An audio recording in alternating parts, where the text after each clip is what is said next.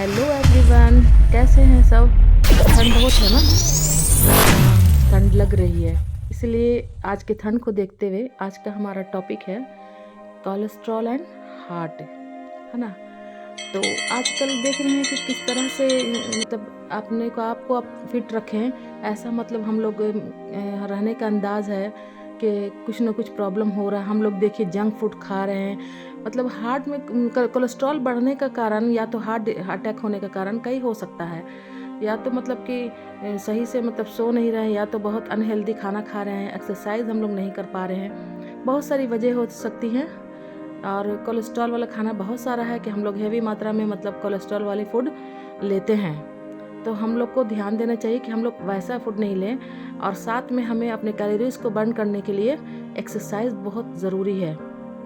हम लोग इतना कंज्यूम कर रहे हैं और एक्सरसाइज फिजिकल वर्क कुछ नहीं कर रहे हैं, जिसकी वजह से फैट जमता जाता है। तो एक्सरसाइज बहुत ज़रूरी, हम लोग वो भी नहीं कर पाते हैं। और अपना अपना रीज़न होता है, किसी को टाइम नहीं है, कोई मतलब आलस में नहीं जाता है, कोई अपने हेल्थ को लेकर उतना अवेयर नहीं है। तो हेल्थ को लेकर अवेयरनेस जो है होनी चाहिए और सभी को होनी चाहिए। तो आप देख सकते हैं कि हम ऐसा मतलब क्या करें, मतलब क्यों होता है। इसका इंट्रोडक्शन एक जो है स्लाइड से आप देख सकते हैं कि cholesterol is a fatty substance found in every cell of the body. हर सेल में, बॉडी के सेल में मौजूद है cholesterol. Play a vital role of various physiological function. बहुत अच्छा रोल अदा करता है, रहना भी चाहिए cholesterol. However an imbalance in cholesterol level can have significant implication of for health.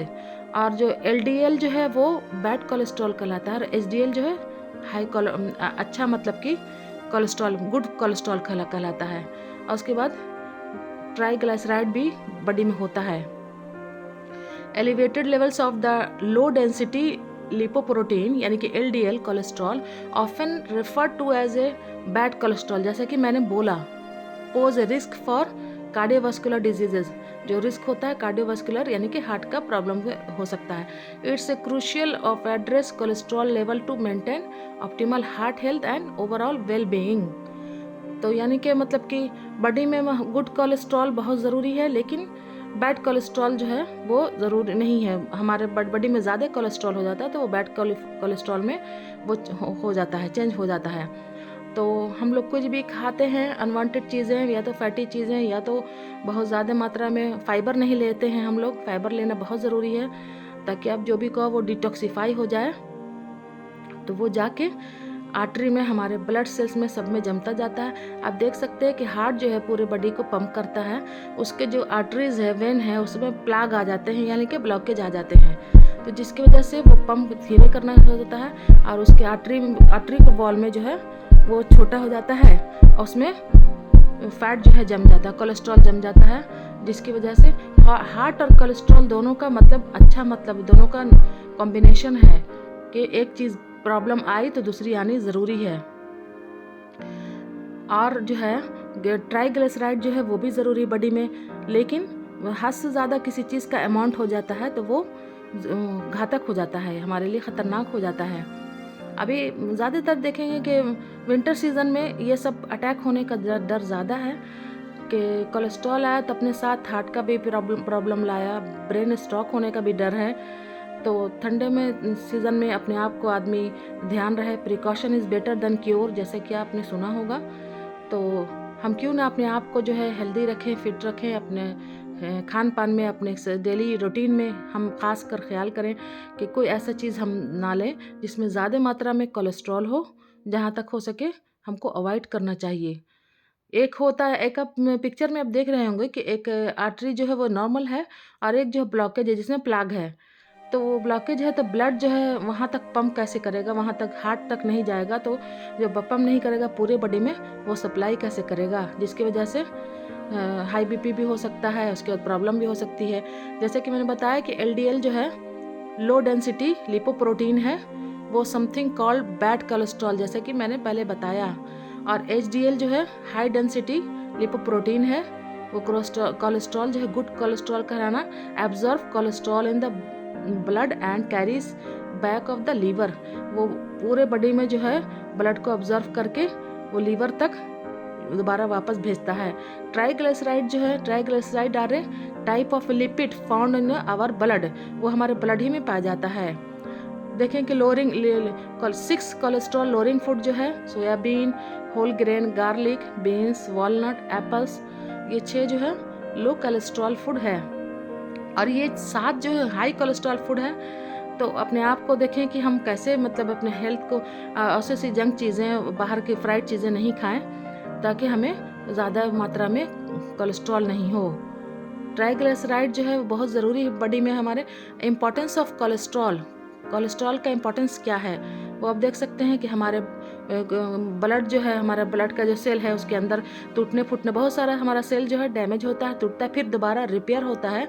तो उसमें कोलेस्ट्रॉल बहुत अच्छा काम करता है। इसका फंक्शनिंग बहुत अच्छा है कि हमारे बॉडी के अंदर जो है वो सेल को फिर से रीजनरेट करता है। हमारा cholesterol help blood new tissue and repair damage of existing tissue. Cholesterol essential for the formation of cell membranes including those in the brain, brain में भी जो सेल मेम्ब्रेन्स है उसमें भी हेल्प करता है। Produce steroid hormones including estrogen, है ना, हार्मोन्स जो है उसको भी करता है। Help create bile in the liver, livers में जो बैल है उसको क्रिएट करने में मदद करता है। Help in production of vitamin D, vitamin D के प्रोडक्शन में भी कोलेस्ट्रॉल बहुत हेल्प करता है।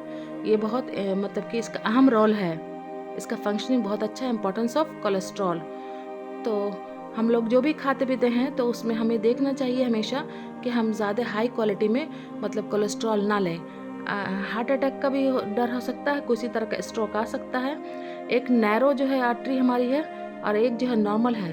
देख सकते हैं कि एथेरोस्क्लेरोसिस, है ना, accumulation of cholesterol is arterial walls leading to plaque formation of red and reduces blood flow, जो ब्लड फ्लो को कम कर देता है, वॉल को प्लाक कर देता है, आर्टरी के वॉल को, जिसकी वजह से ब्लड सर्कुलेशन जो है वो धीरे धीरे धीमा होना शुरू होता है, जिसमें सांस में प्रॉब्लम होती है और किसी को भी हार्ट का अटैक आ सकता है। तो स्टंट लगता है, बहुत सारे लोग को ओपन सर्जरी होता है। तो इससे जो है बचें कि हम, और हमेशा चेकअप कराते रहना चाहिए अपने हार्ट का। रिस्क फैक्टर, इसको CAD कहते हैं, कोरोनरी आर्टरी डिजीज़, CAD।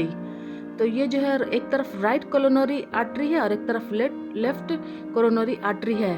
अब देख सकते हैं एरिया ऑफ एंट्रीगोमेंट प्लाक देखिए लगा हुआ है। रिस्क फैक्टर जो है ये आ सकता है, sometimes called a brain stroke occurs when something is block blood supply to part of the brain और when a blood vessels in the brain burst. In either case, इसके मतलब कि हमारा ब्रेन के जो है नसें जो हैं वो फट जाती हैं, अब ब्लड पूरे में फैल जाता है, जिसकी वजह से बहुत सारा प्रॉब्लम हो सकता है। ब्रेन हैमरेज हो सकता है सबसे बढ़ के। और इसका पिक्चर अब देखिए कि एक हैमरेज का स्ट्रोक जो आता है तो वो हैमरेज का किस तरह से आता है, उसकी नसें को, जो हमारे ब्रेन की जो नसें हैं वो फट जाती हैं और पेशेंट यहाँ तक के कोमा में भी जा सकता है और स्पॉट डेथ भी हो सकती है। उसमें विज़न भी ब्लर हो सकता है, स्पीचिंग पावर जो है कम हो सकता है और बॉडी का जो एक मतलब इसमें पैरालिसिस भी अटैक हो सकता है ऐसे सिचुएशन में, और BP हाई हो जाता है जिसकी वजह से ब्रेन हैमरेज होता है। तो मतलब कि एक हार्ट का और एक कोलेस्ट्रॉल का मतलब इसकी वजह से, इम्बैलेंसी की वजह से आपको एक साथ 2-3 बीमारियां आ सकती हैं। अब ये है कि आप देखिए कोलेस्ट्रॉल लेवल चार्ट है ना, तो टोटल कोलेस्ट्रॉल जो डिज़ायरेबल है बॉडी में वो जो है लेस देन 200, 200 से कम रहेगा तो मतलब कि ख़तरनाक है, और बॉर्डर लाइन पर 200 से लेकर 239 मतलब आपको है लेकिन बॉर्डर लाइन पर है। हाई है 240 और हाइयर। LDL जो है कोलेस्ट्रॉल वो होना चाहिए लेस देन 130 है तो डिज़ायरेबल है, और 130 से लेकर 159 है तो मतलब बॉर्डर लाइन पर है, और 160 और उससे ऊपर है यानी कि बहुत आपका मतलब कि प्रॉब्लम में है, हाई है। तो फिर इसके HDL जो है वो 50 और हाइयर इससे हो तो डिज़ायरेबल है, बहुत कम है, और 40 या 49 रहे यानी कि बॉर्डर लाइन पर है, और लेस देन 40 यानी 40 से भी कम है तो बहुत हाई है। ट्राइग्लिसराइड जो है लेस देन 200, अगर 200 से कम है तो डिज़ायरेबल है, और 200 से लेकर 399 है यानी कि बॉर्डर लाइन पर है, 400 से हाई है यानी कि बहुत ज़्यादा है।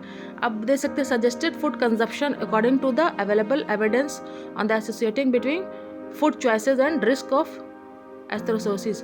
तो देखिए कि 2 सर्विंग पर डे, हम लोग वेजिटेबल्स दिन में 2 बार खाना चाहिए, फ्रेश फ्रूट खाना चाहिए 2 बार, होल ग्रेन 2 बार लेना चाहिए।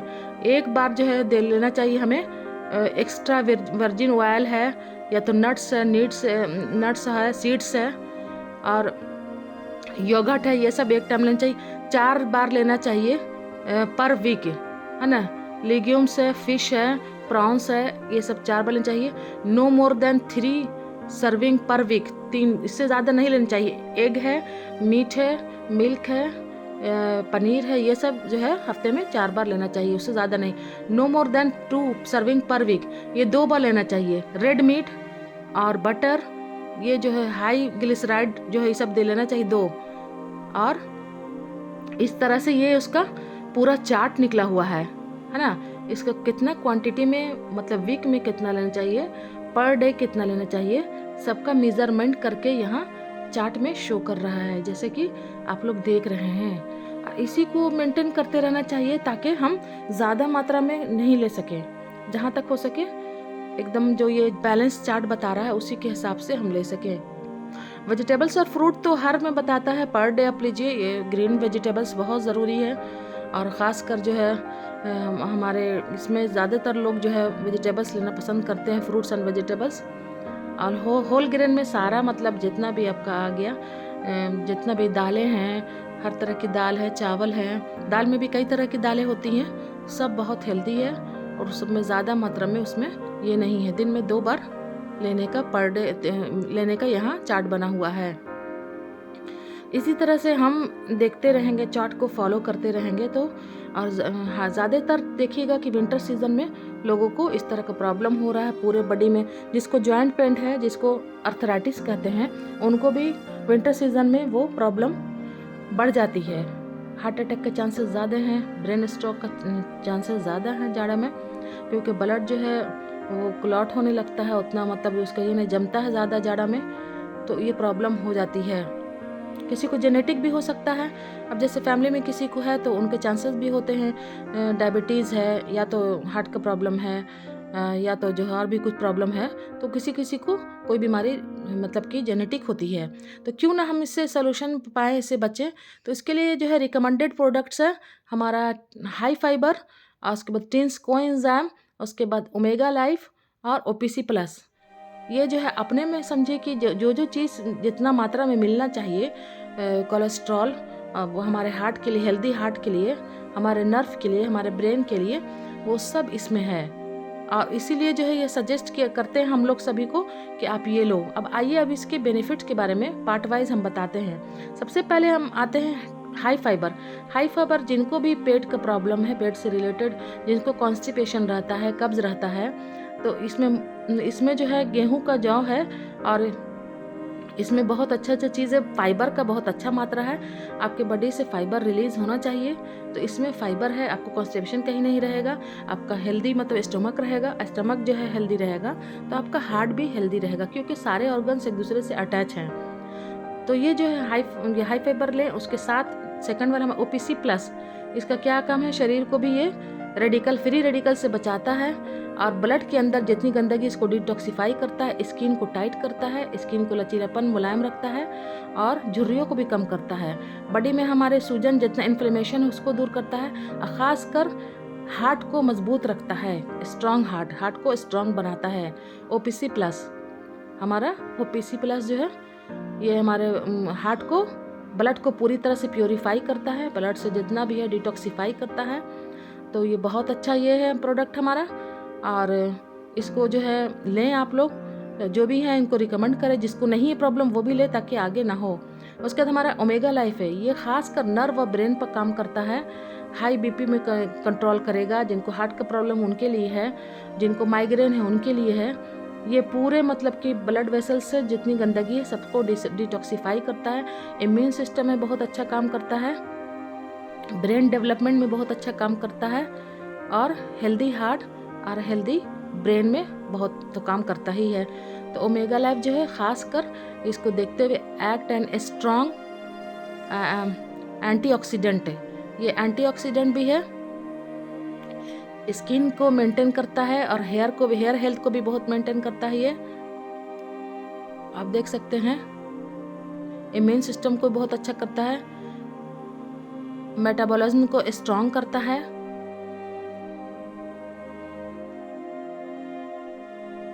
डाइट को आपको जो है वो सपोर्ट करता है और कोलेस्ट्रॉल की मात्रा को कंट्रोल करता है। साथ में हार्ट हेल्थ के लिए बहुत अच्छा है, हेल्दी हार्ट के लिए भी बहुत अच्छा है ये।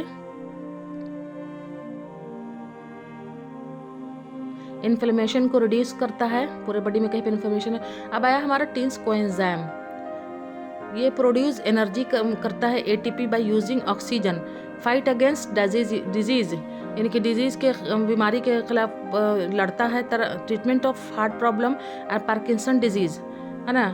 Acts and powerful antioxidant and fight against antioxidant stress, strengthen heart, liver, cell membranes, give energy to every cell of body, delay ageing process resulting younger beautiful skin, और इतना सारा प्रॉब्लम को ये ठीक करता है। यहाँ तक कि हमारे जितने भी ब्लड के सेल्स हैं, टिश्यू हैं, डैमेज हैं, सबको रिपेयर करता है।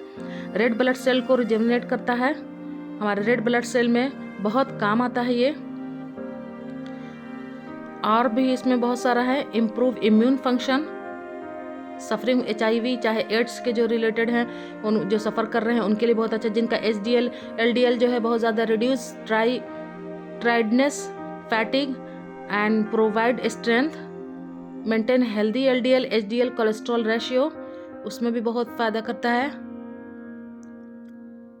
उसके बाद अब देखते हैं कि prevents nerve tissue and brain cell damage, brain का जो भी सेल डैमेज है उसमें भी ये प्रिवेंट करता है, नर्व को जो सेल जो डैमेज है उसको प्रिवेंट करता है। तो मैं आपके लिए इसी तरह से वीडियो लाती रहूँगी, तो अगर वीडियो अच्छी लगी हो तो प्लीज़